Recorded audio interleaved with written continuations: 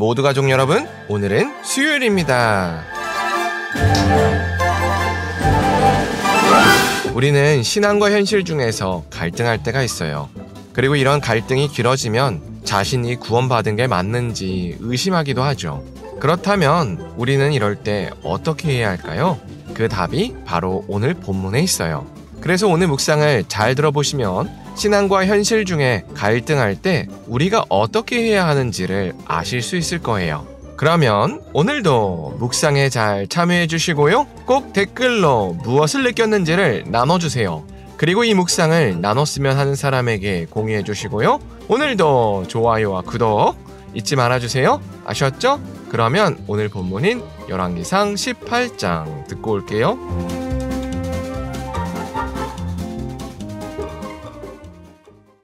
제18장. 많은 날이 지나고 제3년에 여호와의 말씀이 엘리야에게 임하여 이르시되, 너는 가서 아합에게 보이라. 내가 비를 지면에 내리리라. 엘리야가 아합에게 보이려고 가니 그때 사마리아에 기근이 심하였더라. 아합이 왕궁 맡은 자 오바댜를 불렀으니 이 오바댜는 여호와를 지극히 경외하는 자라. 이세벨이 여호와의 선지자들을 멸할 때 오바댜가 선지자 100명을 가지고 50명씩 굴에 숨기고 떡과 물을 먹였더라. 아합이 오바댜에게 이르되, 이 땅의 모든 물 근원과 모든 내로 가자. 혹시 꼴을 얻으리라. 그리하면 말과 노새를 살리리니 짐승을 다 잃지 않게 되리라.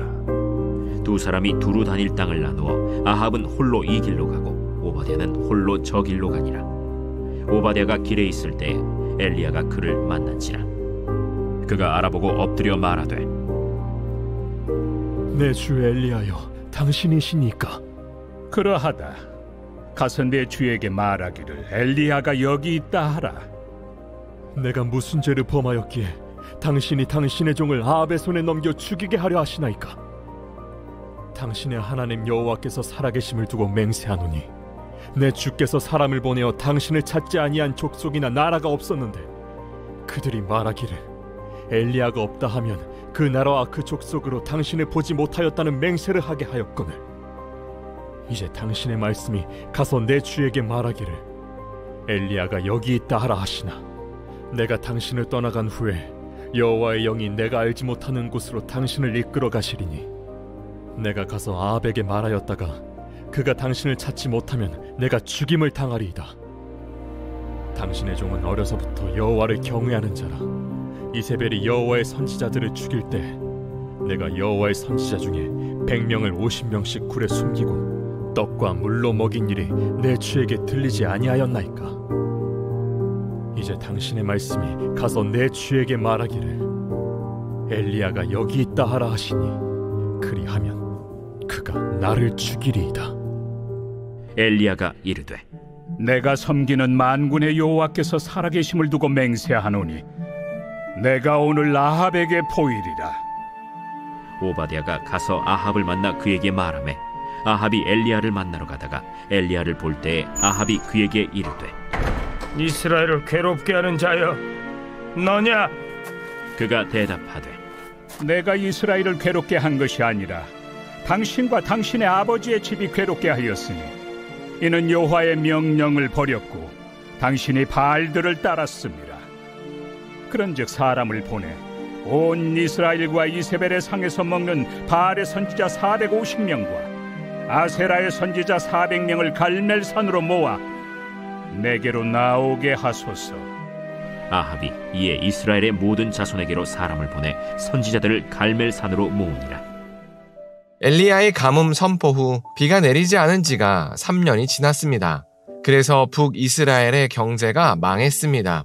이런 상황에 아합의 아내인 이세벨이 단단히 화가 났습니다.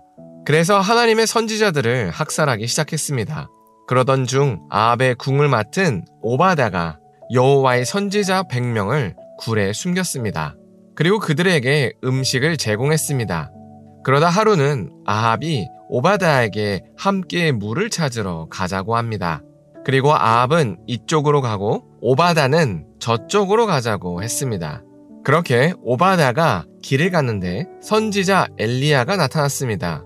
그리고 엘리야는 자신의 위치를 아합에게 말하라고 오바댜에게 시켰습니다. 그러나 오바댜는 엘리야가 사라질까봐 걱정된다며 엘리야의 명령을 거부합니다. 그러나 엘리야는 사라지지 않을 것이라고 약속했습니다. 그렇게 아합과 엘리야가 만났습니다. 그래서 엘리야는 아합이 섬기는 바알과 여호와 중에 누가 참 하나님인지를 겨뤄보자고 제안했습니다. 그렇게 바알의 선지자 450명과 아세라의 선지자 400명을 갈멜산으로 모으라고 제안했습니다. 그래서 아합이 바알과 아세라의 선지자 850명을 모으면서 오늘 본문이 끝납니다. 오늘 본문에서 우리가 주목해야 할 인물은 바로 오바댜입니다. 오바댜는 하나님을 경외하는 사람입니다. 그래서 어릴 적부터 여호와 하나님을 섬겨왔습니다. 그러다 아합성의 관리인이 됐습니다. 그러다 보니 우상 숭배를 하는 아합 아래서 신앙의 갈등을 했습니다. 그러다 엘리야가 북이스라엘에 가뭄을 선포했습니다. 그러자 오바댜는 여호와의 선지자를 학살하는 이세벨의 손에서 100명의 선지자를 숨겨줬습니다. 이처럼 오바댜는 하나님을 진심으로 따랐습니다. 그러나 오바댜의 신앙이 온전하지는 못했습니다. 그래서 겉으로는 바알과 아세라를 따르는 척하면서 아합의 최측근으로 있을 수 있었습니다. 그러다 보니 엘리야 선지자를 만났을 때도 선뜻 엘리야 편에 서지 못했습니다. 이처럼 오바댜는 진실히 하나님을 섬기면서도 타협하는 신앙인이었습니다. 그리고 이런 오바댜의 모습이 당시 북이스라엘 사람들의 전형적인 모습이었습니다. 북이스라엘 사람들은 여전히 여호와 하나님을 섬겼습니다. 그러나 바알과 아세라를 섬겨야 출세에 도움이 되는 현실 앞에서 침묵했습니다. 그리고 어느 편에 서는 것이 자신에게 유리한지를 계산할 뿐이었습니다. 그런데도 하나님은 이런 북이스라엘 사람들의 연약함을 불쌍히 여기셨습니다. 그래서 엘리야를 통해서 바알과 여호와 중에 누가 참 하나님인지를 보여주고자 하셨습니다. 그래서 갈멜살 대결을 만드신 겁니다. 이처럼 하나님은 우리의 연약함을 아십니다. 그래서 2000년 전에 예수님을 보내셨습니다. 그래서 하나님은 자신의 아들인 예수에게 인간이 감당해야 할 모든 죄값을 다 지게 하셨습니다. 그래서 이제는 우리가 얼마나 큰 믿음을 가졌는지와 상관없이 예수님의 십자가 사건을 믿으면 누구나 천국 백성이 됩니다. 그러다 보니 우리가 천국 백성으로 다시 태어났을지라도 여전히 하나님에 대해서는 잘 모릅니다. 왜냐하면 천국 백성이라는 신분을 우리의 큰 믿음으로 얻어낸 게 아니기 때문입니다. 그저 믿음으로 천국 백성이라는 신분을 거저받았기에 하나님에 대한 신뢰가 없는 게 당연합니다. 그래서 하나님도 우리에게 하나님에 대한 신뢰가 없다는 것을 아십니다. 그래서 하나님은 우리에게 하나님이 어떤 분인지를 알려주고 싶어 하십니다. 그래서 우리에게 신앙과 현실 중에 갈등할 만한 상황을 주십니다. 그래서 현실을 택하면 편해지는 상황과 신앙을 택하면 불편해지는 상황을 주십니다. 그리고 이런 상황에서 우리가 신앙을 선택했을 때 우리가 예상하지 못한 상을 받게 하십니다. 그렇게 하나님은 우리가 하나님을 점차 알아가게 만드십니다. 그러다 보면 우리도 모르는 사이에 하나님에 대한 신뢰가 점차 쌓입니다. 하나님은 하나님에 대한 신뢰가 없는 우리를 이런 방식으로 이끌어 가십니다. 그래서 우리가 오늘 하루를 살 때 신앙과 현실 중에서 신앙을 선택했으면 좋겠습니다. 그래서 하나님을 조금씩 더 알아갔으면 좋겠습니다. 기도하겠습니다. 사랑의 하나님, 신앙과 현실 중에서 갈등하는 오바댜를 나눴습니다. 그리고 하나님도 이런 인간의 연약함을 아신다는 것을 나눴습니다. 그래서 우리에게 예수님을 보내주시고 우리가 하나님을 알아갈 수 있게 해주신다는 것을 나눴습니다.